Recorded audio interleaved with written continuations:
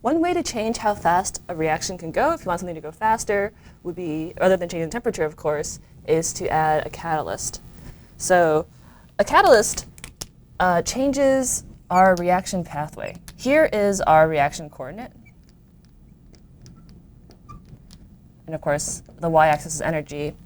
And we've seen before that here's our reactant, here's our product. Reactant, product.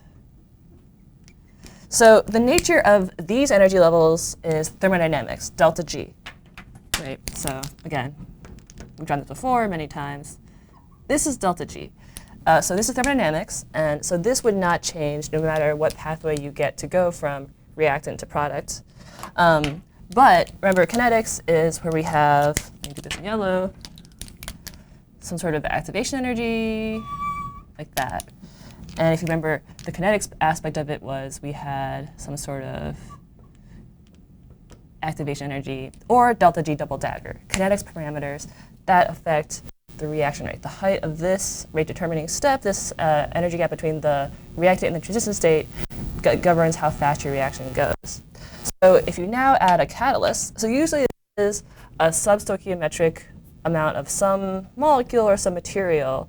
And then so by now having this, we can change the reaction pathway. Rather than going through this step, this rate determining step, maybe we now have some sort of different mechanism. The one I've drawn, we're going through two transition states and an intermediate.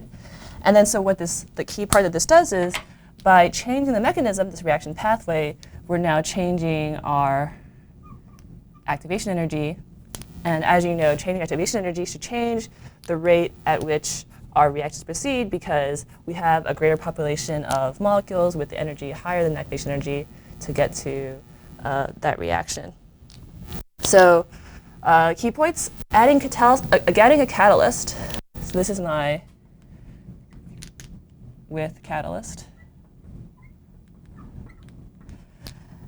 Adding catalyst does not change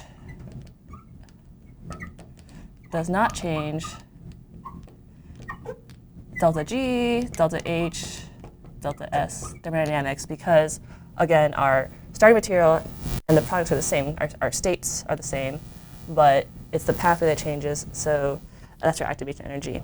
There are different types of catalysts. There's homogeneous catalysts. So then this is in the same phase. So often for organic chemistry or organometallic chemistry, your catalyst is maybe something organometallic or organic in solution with your molecular reactants. So examples that you've seen before, likely in organic chemistry, would be palladium catalysts. So maybe something like palladium tetraphenylphosphine, or tetrakis triphenylphosphine rather. So triphenylphosphine, tetrakis, palladium 0, palladium precursor that's often used in, cross. That's just an example. Other examples of homogeneous catalysts would be enzymes. So in biology, enzymes are proteins in solution in the cell, and then they catalyze a lot of reactions also. So they're also considered a type of homogeneous catalyst. So again, some reactions won't go without these enzymes, like a lot of hydrolysis or CO2 fixation. You need some magnesium. So there's a lot of things that reactions are very difficult. O2 reduction, CO2 reduction, cross-coupling, bond formation. These reactions, although they're thermodynamically favorable, are difficult kinetically. So then we can get them to go. One thing that you might hear in terminology would be turnover number, turnover number.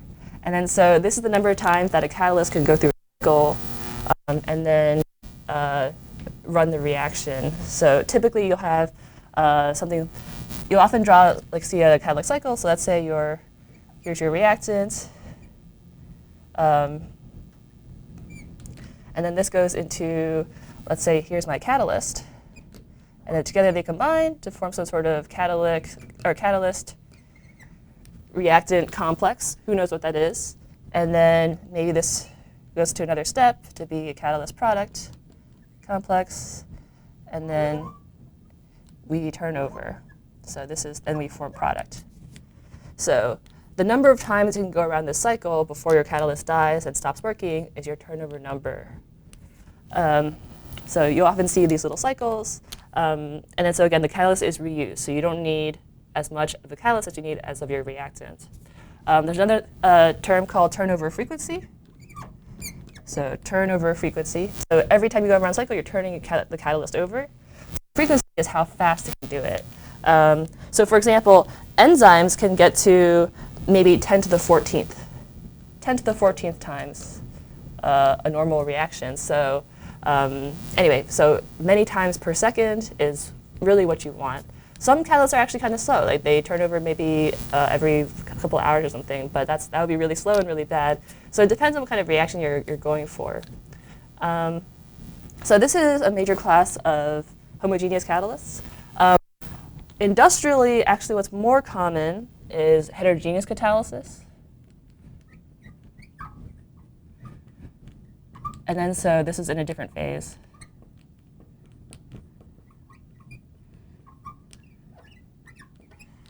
So often heterogeneous catalysts usually refers to they're on solid supports or they're solid phase catalysts.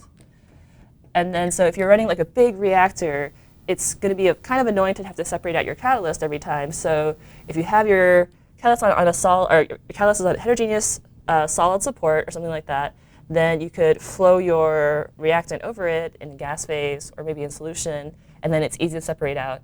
And then so you can have your giant reactor with like some bed of catalyst. This is really used often in like, for example, the petroleum industry. They use heterogeneous catalysts on zeolites for cracking long chain hydrocarbons, et cetera, et cetera. So this is a general introduction to catalysis. Let's talk about how we'll treat that in terms of kinetics in a little bit.